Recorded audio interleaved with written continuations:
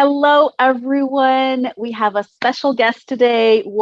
I've been doing a series of interviews because I've been meeting so many interesting people that I just wanted to share it with you. Today we have Fabrizio Di Domenico. Did I pronounce that correctly, Fabrizio? Yeah, absolutely spot on. Awesome. So maybe I can put in Italian in my bucket list of languages. You're ready for that. Oh, that's great. Grazie mille. Prego. He has a project called Project Lisboy, which is a company. He'll talk a lot about it. And a very special person that I have encountered recently, and we started collaborating. So I want really to share his knowledge. He has loads to talk about. So Fabrizio, without further ado, please tell us a little bit about yourself, about your international journey, how you ended up in Portugal and Lisbon. Hi, Deborah. Hi, I'm happy to be here. As you say, my name is Fabrizio, and I'm originally from Rome. So I left Rome for the UK in 1997. That was the time of I was born in the time of vinyl records and a lot of old technology. I moved in 97 with a few ideas of what my life will be. Then met my partner in London and stayed 22 years, more or less. And then moved in 98, in 2018, sorry, in Portugal, in Lisbon, where I'm living now. And I started this project once I moved here because I've started to see what my experience was about moving. So, yeah. That's awesome. So do you feel Italian? Do you feel British? Do you feel Portuguese, or like a mixture of everything? It's a very strange thing. I was talking with this about this with a friend of mine, and the concept about your belonging and your cultural identity somehow during the years diluted and then suddenly comes back. And yes, I'm Italian 100%. You can see from my accent and my hand gesture, but my adult life is almost all based on my experience in London, and now is somehow mutating to a new identity, into a new form of living, because I'm living now in Portugal, and I think the recipe of being somewhere and feel part of something is to fully embrace where you live and where you are. So I think, yes, I'm a bit of a blend.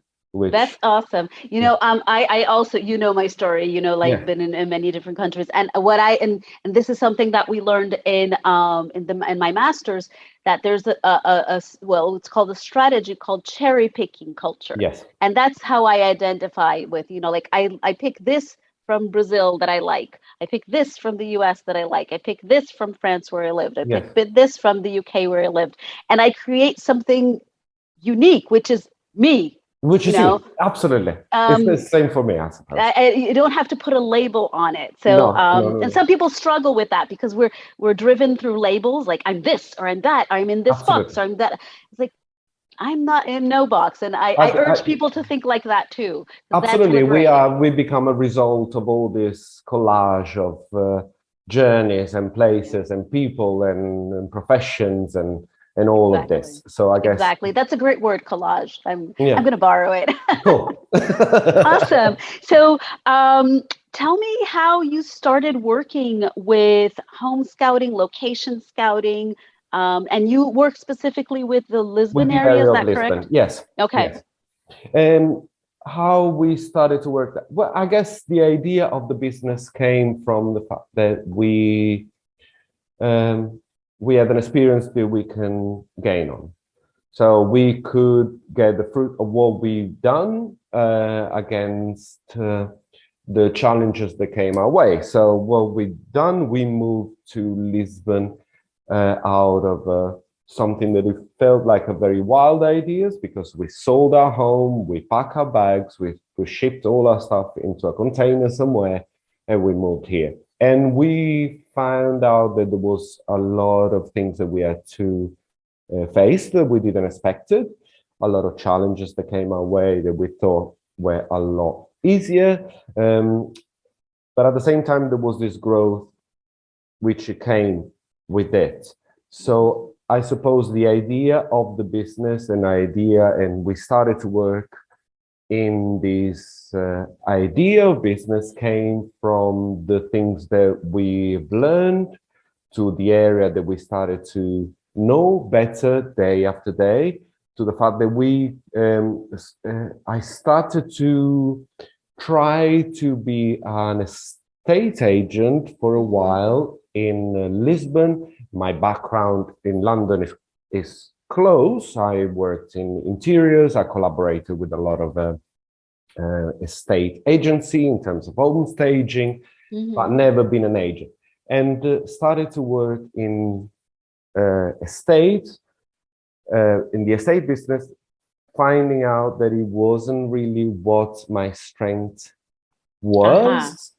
The pitch of the hard sell and all the dynamic that come with it wasn't really close to me. I'm closer to the customer service side of it, is the fact that we gained some experience or some insight about the city, about the dynamic of selling and buying process, about the area of the city where someone should live and maybe don't know, about all the paperwork. So we gained from our own experience and thought that this was an idea for business to help other people to do what we wanted to do and provide a service that we didn't encounter when we moved here. Awesome. Yeah, that's great. You know, it's in that sense, it sounds like a similar journey as my own also, because I created my courses and my programs to actually what I wish I had Exactly. and I didn't find, and I don't think was even available.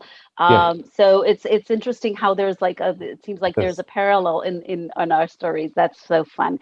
So someone preparing to move to Portugal, to the Lisbon area where you work, what advice would you give them before they even start, when they're really starting their journey? Well, what can I say? First of all, to get ready for a journey.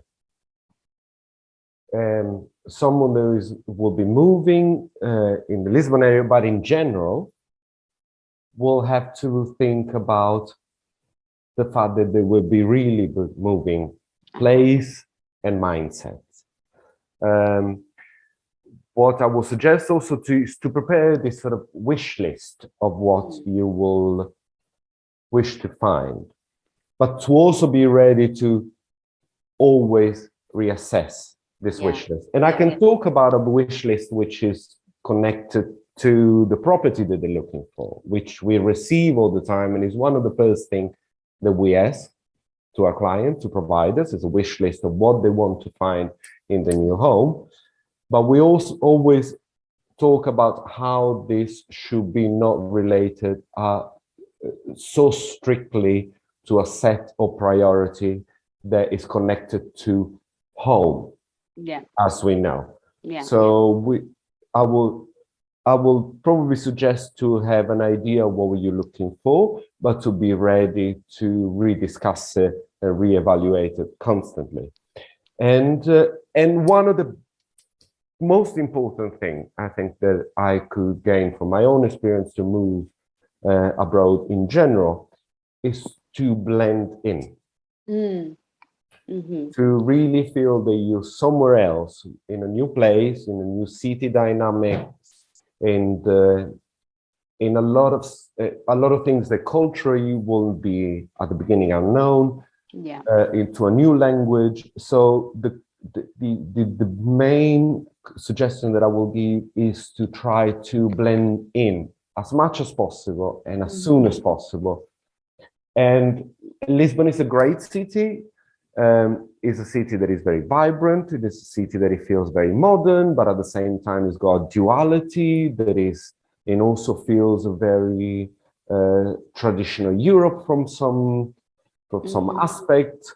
And so it will be a place where few things will be feeling familiar and few others will feel a bit alien. So it's the more we put ourselves into this journey, into this openness of options, the easier will be. And I think this will be my first and most important. Yeah, that's great advice. And actually, it's quite in line with the course. And I'm just telling everyone who's watching that we have a collaboration, Project Lisboy and myself, that when people sign up for Project Lisboy services, they get immediately 2 courses with me that they can do both, they can do one.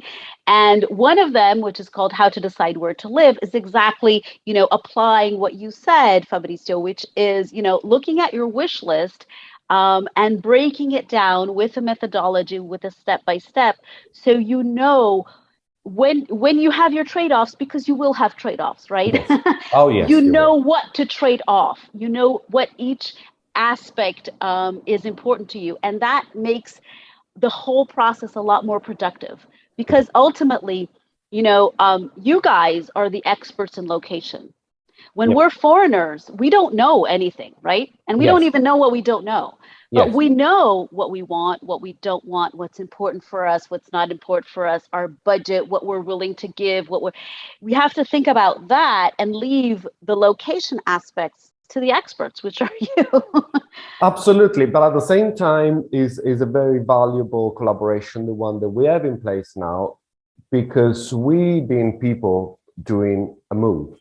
So we are professional in this field, and I can talk a long time about location and budget and typology of our apartments, which at one point, if the approach to the old dynamic is not in place, will be just any other sales pitch of any other professional. So I think the emotional state and the capacity of being in a good frame of mind to decide what's the best option for the life ahead, as long as it could be the next 5 years or the next 50, is a very valuable process that has to be considered. Makes our work a lot easier and makes people journey 20 times, if not 50 or 100 times easier. I couldn't agree more. So before we wrap up, what should people expect when working with Project Lisboy, and how can they reach you? Well, everybody can reach us on our website. We have a website that is www.projectlisboy.com. People can send us a very quick email. The first email will be just a point of contact. The process starts with a free Zoom chat, as we're doing now, because as we say, we people dealing with other people, so we will assess priorities and projects, and so we will take it from that. We have a YouTube channel. Everything is linked in our website, so I think mentioning our website is the quickest way. Okay, great. I'll include it in the description also. And if you're watching on Facebook, I'll include it in the comments. Fantastic. And what to expect from us? We will assess and talk about your project, and we will take it from there. We will take a wish list. We will talk about where or how or what you're looking in to find in Lisbon and in your home, and then we will shortlist a series of properties, and we will then reassess this list according to your feedbacks or people's feedbacks, and then we will set up a calendar of viewings for people to see apartments by in the flesh, as people say, and then we will follow with any translation, any viewing, any negotiation, anything that we could help with. So that's how we carry our own. Awesome, that's great. And when people sign up with Project Lisboy, they immediately get the link to access the course. So automatically, right off the bat, even before anything, they already have access to the course, because it will help them do things so much more easier and so much more productive. And I will suggest before any wish list to have a look at your course. because there will also be such a useful tool to then, I mean, the emotional side always comes in terms of priority at the end, after budget and after everything, but it's actually at the beginning, because that will work out all the rest of it. So is a great tool that we didn't have, and we had to do it between sleepless nights and and a lot of other things. Know. So yeah. Me too. That's why I created it. That's it. It's awesome. Thank you so much, Fabrizio, for sharing your experience, for sharing things here. I hope this is helpful for people who are watching. Not only if you're like on the fence, can I do it? Can I not do it? I wanted to there's a series of interviews here. I wanted to bring experiences of people who have done it, not only who have done it, but who have thrived doing it and now are helping others do it. Absolutely. So, thank you so much. I will put in the description box your contact information so people can get in touch directly with you. And I'm really looking forward to working together with more stuff. I love this. I love collaborating with fun and nice people. That's wonderful, Deborah. Thank you very much for that. Thank you so much. And for everyone there who is watching, I hope you enjoyed this, and I will see you next time. Bye-bye. Bye.